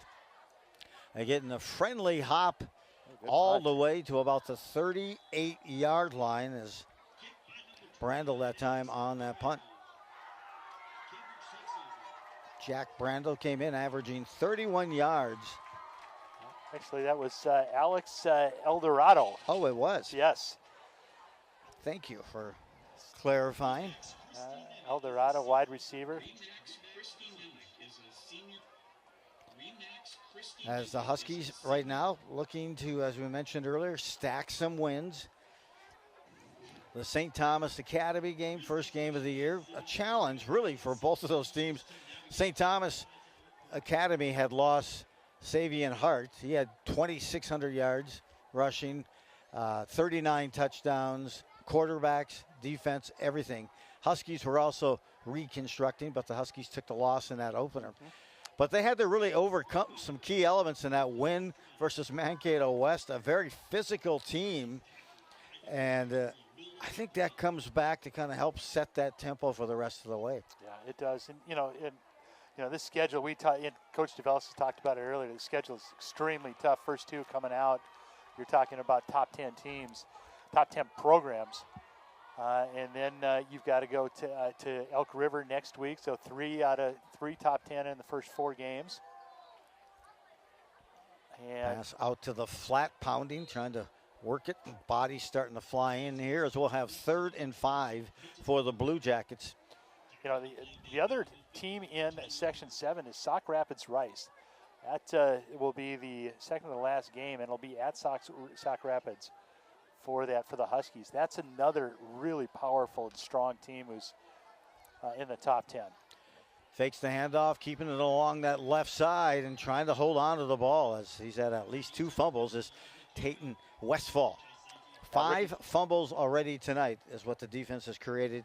An interception and a series of tackles for losses by this Andover defense. You're right. Ricky Tran, defensive back for the Huskies. Good job of getting off the block and getting that tackle on. Blue Jackets on the move at the Husky 45-yard line, rolling right Westfall, and a completion, almost a takeaway there as everybody brings some tenacious approach, and that's LaPointe who brought the player down both by trying to tackle him and the ball at the same time and almost took it away for a pick. Nolan LaPointe, we called his name a couple of times tonight. He's made a couple of nice tackles. That one was the right thing, tries to go right in between the arms and knock it out. Just able to hold on to it was the receiver, Henderson. 1:10 remaining here in this third. Huskies up by 43 at 43-0. If it keeps at this pace, they'll start with running time in that fourth quarter. Quick out to the flats. Able to elude one tackle, but not a series of others there on the reception, number 31. That's a first down. Blue Jackets moves the chain as they are back into Husky territory. On the Andover 34-yard line, 1st and 10. Next couple of games for the Blue Jackets, Park Center and St. Francis, winnable games for both. Getting good protection here, trying to go deep and just beyond the hand and off of that second hand that came through there by Copeland. Copeland had it. Looks like he's... yeah, good ball. It looked like he had it in that one hand, and when he brought the other hand up, it just dropped out of his grip. Well thrown ball. It is. It'll be some good teaching points for the Huskies and the safety and not allowing people to get behind you. Sophomore Westfall trying to bring some scoring punch here for the Blue Jackets. A quick out here, almost a pick, disrupted.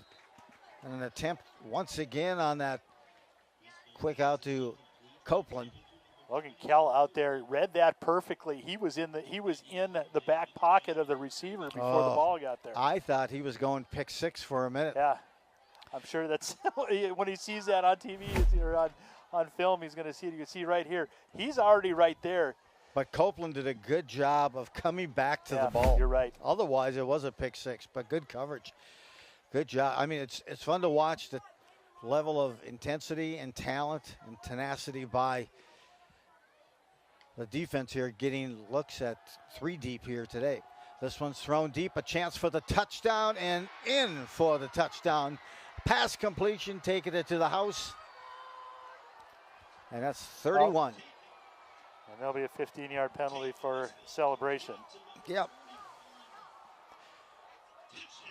A late touchdown here in the third quarter with 13 seconds left. Makes it 43-6. I'm sure they'll go for 2 on this attempt.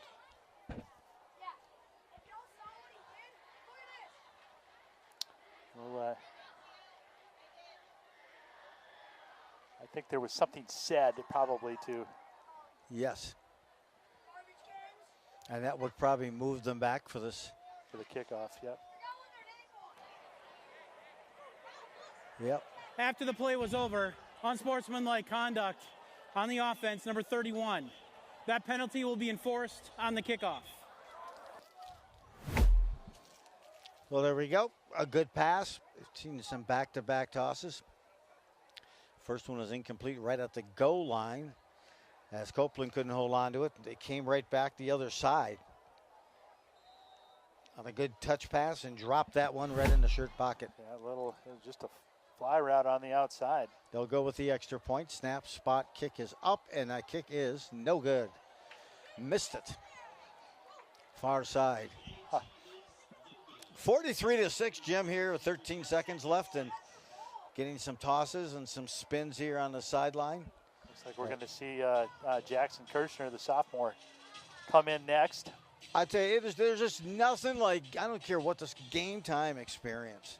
Practices, you get enough, hitting each other, going through it, sometimes half speed, sometimes 3/4, but once you get into the game, you get a chance to kind of go full speed, and you learn a lot about the talent, and I tend to think you kind of retain more also. Yeah, absolutely you do. Yeah. So, Huskies. Look at that, a Husky baby right there. And good look at the crowd again, a whiteout. So this is all organized by the super fans that are elected every year. This year it's Cole Jensen, Nora Gilbertson, Max Sanders, Luke Donnelly, who's on the field actually, and Tyler Sherfield. All 5 of those are the super fans for the Huskies this year. Huskies get ready to return this kickoff after the 15-yard penalty. It'll begin at the 25 where it's teed up. The Blue Jackets' own 25-yard line. Back is Alan Weigert as one of the returnmen, and this time they'll just pooch it ahead.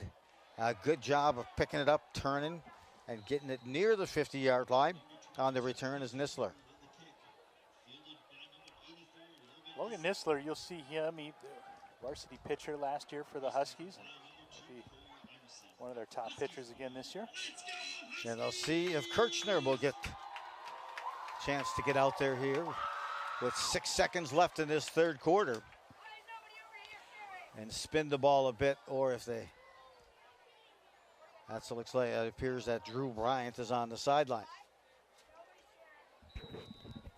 More reps, good look here as Jackson Kirchner, the sophomore, 5'11", 172, leads the team onto the field, a sophomore quarterback. Huskies get things started on their own 46-yard line. The snap ahead, powering away again, and he's pushing for 100 yards, Jim, and he will not give up as Will Grant. A power run. He's nothing but elbows and knees coming through there, and he's going through with such burst speed. It's amazing. We are at the end of 3. It is 43-6 Andover. The fourth quarter is coming your way.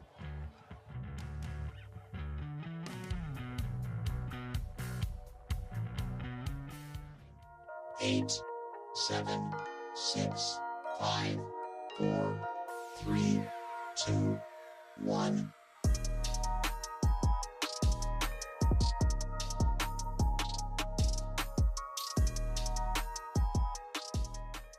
Hello football fans, and welcome to Andover High School and our Husky Stadium. Tonight is parent and senior night, and we welcome the players, families, and fans from Cambridge-Isanti. As a high school within the Anoka-Hennepin School District, tonight's athletic event is following the rules and regulations of the Minnesota State High School League. As team captains, we support and lead the expectations of good sportsmanship, especially with our team and also with our fans. We ask everyone to show respect and sportsmanship to both teams and our officials throughout the game. Please refrain from any negative or unsportsmanlike behaviors. Let's make tonight's game a great experience for all players and students from both schools. Thank you for your support and enjoy the game.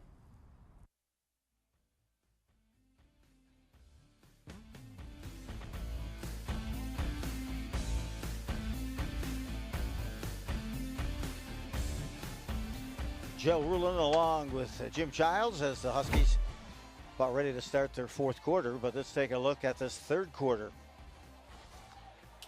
Really, this is the highlight. This is a touchdown pass interception, I'm sorry, by Braden Peterson, Jr., first interception, and then the touchdown here, 35-yard strike to McKinley, and hits the Blue Jackets on the board. Gap there. It was 43-0 at half, 43-6 as we begin the fourth quarter, and running time is in play. Huskies again working quarterbacks in and out. Great exposure there. You're seeing also Aiden Weigert as one of the wide receivers out there, and in addition to number 86, Johnny Vang, and quarterbacking is Jackson Kirchner. Kirchner takes it, runs like his brother. Some good conviction on that run, and we got a penalty flag that comes flying into the play. And a hold on the offense. That'll go back. Holding, offense, number 42. 10-yard penalty, replay second down.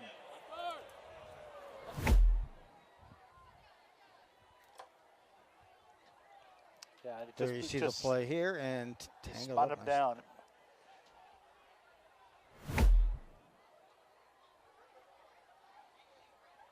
As they get set and ready here on this second and long. Second and long here from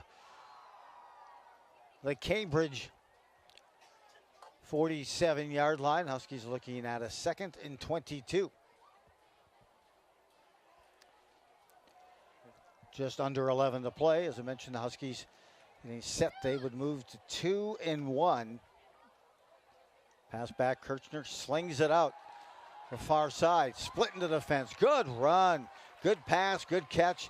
Hey, that pass was zinged out there.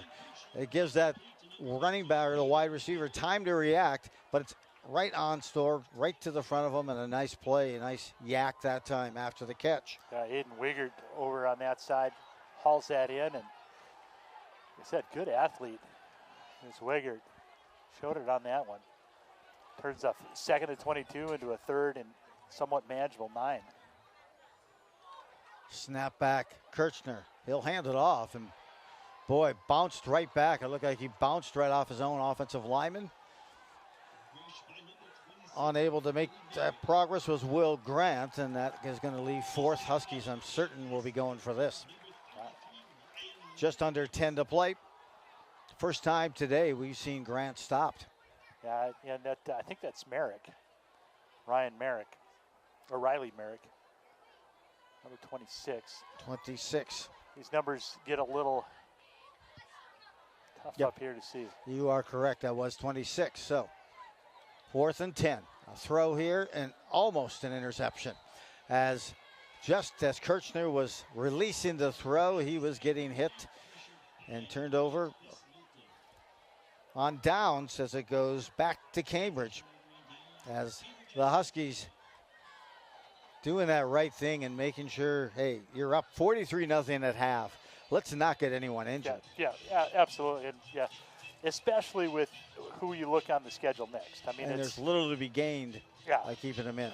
Yep, absolutely. And there's a lot to be gained by getting the experience to these the guys out on the field right now. And you sure saw what you really need to see from Mapson, Joseph Mapson tonight. Yeah. Slinging the ball, running the offense with poise, no turnovers, just moved it, got him to the huddle. There's a lot of things that go into that. As a quarterback across the middle here, completion. That'll take it near the 50-yard line. A good sling that time by the quarterback that time, Solemson. Solemson, boy, he does have a nice arm. First down and 10 now from their own 49-yard line in motion. A quick pitch back to the big fella, cutting it out and taking the legs out from underneath there. A beautiful defensive tackle by Logan Kell. Logan Kell, 2 nice tackles. One on the last drive, this one on this one. Yeah, he almost had the pick six in that third quarter, but a big fella, 83 on the run for Cambridge, taken down. Waiting, looking across, and picked off. Almost picked off. Disrupted again, waiting for that pass to get there. You could see the Cambridge wide receiver. It just couldn't quite get there in time, and a couple of Huskies, a safety and a D-back, really did a good job of diffusing that scoring opportunity, Jim. Yeah, that was Kell again. Kell had a chance for another interception. Pick 6, and then that one, and put his name in the books. One-on-one down here on this side. Third down, rolling right. Solomon taking down, another sack for the Huskies late here in this fourth quarter. They have been so dominant on that defensive line, and they have been doing nothing but just being a defensive juggernaut the whole night. Yeah, and that's Eppenberger. Again, he was hurt earlier. Good to see him back out there. Gets to the quarterback first, along with Gus Holt. Cambridge now faces a 4th and 15.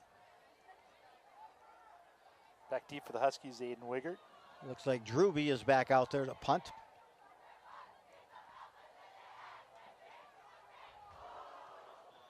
He booms this one. He's got a nice spin. Good kick.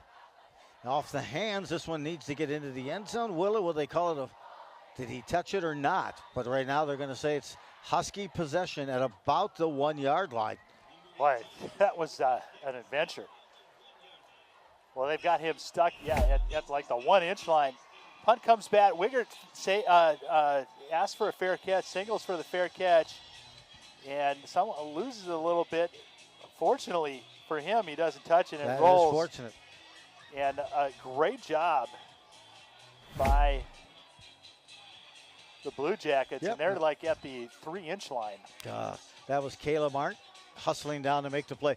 Impressive punt, though, because he was able to turn it over. He's done it a few times, Drewby, the punter. He's got a strong leg, and that one traveled about 40 yards in the air, then got the nice bounce. And I think I wrote down, I think he's averaging about 40 yards a kick. Huskies hustle out now. Just under 6 to play here in this fourth quarter. You want to get this out of the end. You want to get a little breathing room here. Trying to see if maybe they can get Cambridge to jump. You're not going to go back much further if your offensive line jumps. So you might as well try to get the defense going. High snap, and this could be a safety. Goodness. It is. It is. Yep.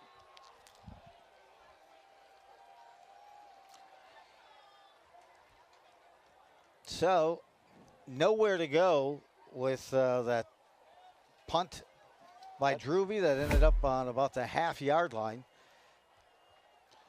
And really, nothing at all that you could do.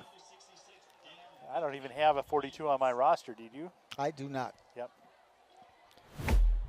So you don't get credit for the getting tackled in the end zone. Looks like Noah Anderson is who I had set right up there, junior, so he gets one carry, and he'll probably get grief from his teammates for the heck of it. Yeah. A safety, making it 43-8.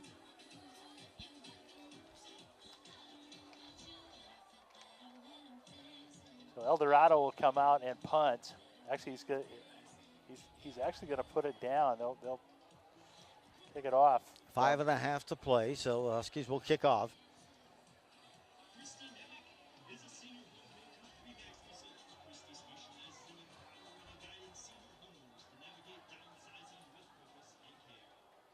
Eldorado, 5'11", sophomore, 165 pounds.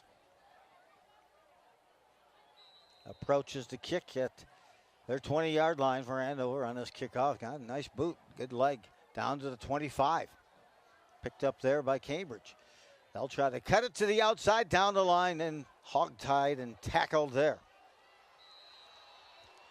As Cambridge will get the possession again and see if they can cut into this deficit. 5:15 to play. It's been one holy night, huh? Oh, yes. Oh, yes. Look at that as time continues to run here with the point differential against Andover with that 43-0 lead at half. The game was decided early into that second quarter. And I'll tell you, it was Mapson who was just constant progression, success. You got to be excited about what you saw at quarterback tonight with Joseph Mapson. Absolutely. If you're the Husky coaching staff. And then we got a scrum. That might take 4 minutes to finish by the time they get it all the way down to the goal line, but finally they whistle it just on the other side of the 50. There's a final up in St. Francis. Elk River beats St. Francis 51-14. The Alexandria, number one team in 5A, 56-0 over St. Cloud Tech. Moorhead, tell you what, the Spuds you got to look out for this year. Oh, yeah. They've got a quarterback named Jet Feeney, the head coach's son. Brother was a Gatorade Player of the Year back in 2020. Rolling left here, quick pitch over the top and a tackle. Coming down and disrupting that play. Ricky Tran. Merrick. Excuse you, right? 25, Ricky Tran. Nice play. So Robbinsdale, a big cross down between Armstrong and Cooper. Armstrong runs away with it. They continue to be very successful this campaign. Elk River, with their win, they have outscored their opponents in the first 3 games 145 to, looks like 30. Well, I'm guessing there's going to be some points scored next weekend. There or will. next Friday up in Elk River. Fakes the handoff to the right side. A good sweep. Kicks back out, and a pickup of about 11 on that play. And still getting at it is the sophomore Complin. He's got some legs and some athleticism. He does. Yeah, he came in 135 yards on the ground, 93 yards through the air, 2 touchdowns, and they put him just about any spot around. I mean, he's just able to line up wherever. 2.5. Now looking deep, trying to air it out, going deep. Connect, no, dropping. That ball that was so wonderfully thrown, laid out, unable to bring it on Druby. Druby had that in.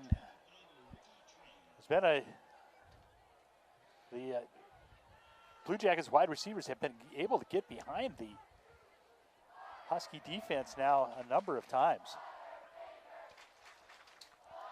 Of course, a little late in the game. Some of the third string getting some excessive time. Hanging on here, trying to pop it to the outside. Eludes a tackle, then brought down after a pickup of 9. Is the quarterback there for this squad. Good run for Westfall. Yep. Stays in with 90 seconds left. 43-8 it remains for the Huskies. Well, the Huskies aren't going to win the time of possession battle tonight. Little monster formation there and plunging ahead. Pick up of about 5 when they needed just the 1. As they will set the ball, but the clock continues to move. Andover next week at Elk River. What an epic matchup that will be.